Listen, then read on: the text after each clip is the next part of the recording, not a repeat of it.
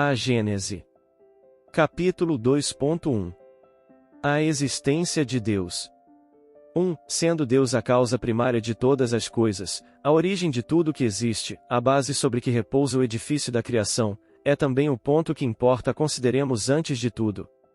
2. Constitui princípio elementar que pelos seus efeitos é que se julga de uma causa, mesmo quando ela se conserve oculta. Se, fendendo os ares, um pássaro é atingido por mortífero grão de chumbo, deduz-se que hábil atirador o alvejou, ainda que este último não seja visto. Nem sempre, pois, se faz necessário vejamos uma coisa, para sabermos que ela existe. Em tudo, observando os efeitos é que se chega ao conhecimento das causas. 3. Outro princípio igualmente elementar e que, de tão verdadeiro, passou a axioma é o de que todo efeito inteligente tem que decorrer de uma causa inteligente. Se perguntassem qual o construtor de certo mecanismo engenhoso, que pensaríamos de quem respondesse que ele se fez a si mesmo? Quando se contempla uma obra-prima da arte ou da indústria, disse que há de tê-la produzido um homem de gênio, porque só uma alta inteligência poderia concebê-la. Reconhecesse, no entanto, que ela é obra de um homem, por se verificar que não está acima da capacidade humana, mas a ninguém acudirá a ideia de dizer que saiu do cérebro de um idiota ou de um ignorante, nem, ainda menos, que é trabalho de um animal, ou produto do acaso. 4. Em toda parte se reconhece a presença do homem pelas suas obras. A existência dos homens antediluvianos não se provaria unicamente por meio dos fósseis humanos, provou-a também, e com muita certeza, a presença, nos terrenos daquela época, de objetos trabalhados pelos homens.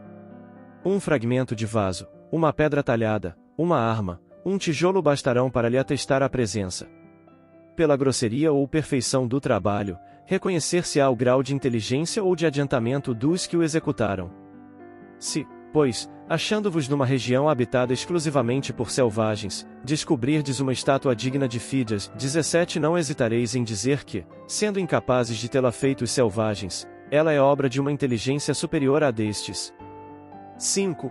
Pois bem, lançando o olhar em torno de si, sobre as obras da natureza, notando a providência, a sabedoria, a harmonia que presidem a essas obras, reconhece o observador não haver nenhuma que não ultrapasse os limites da mais portentosa inteligência humana. Ora, desde que o homem não as pode produzir, é que elas são produto de uma inteligência superior à humanidade, a menos se sustente que há efeitos sem causa.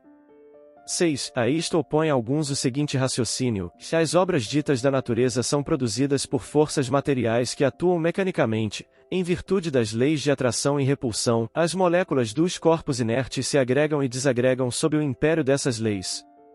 As plantas nascem, brotam, crescem e se multiplicam sempre da mesma maneira, cada uma na sua espécie, por efeito daquelas mesmas leis. Cada indivíduo se assemelha ao de quem ele proveio, o crescimento, a floração, a frutificação, a coloração se acham subordinados a causas materiais, tais como o calor, a eletricidade, a luz, a umidade etc.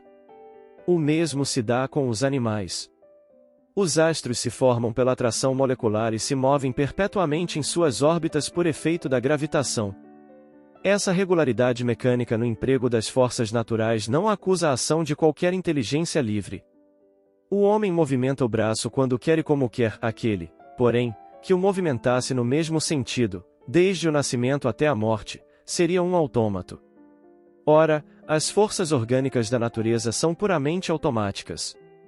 Tudo isso é verdade, mas essas forças são efeitos que hão de ter uma causa e ninguém pretende que elas constituam a divindade.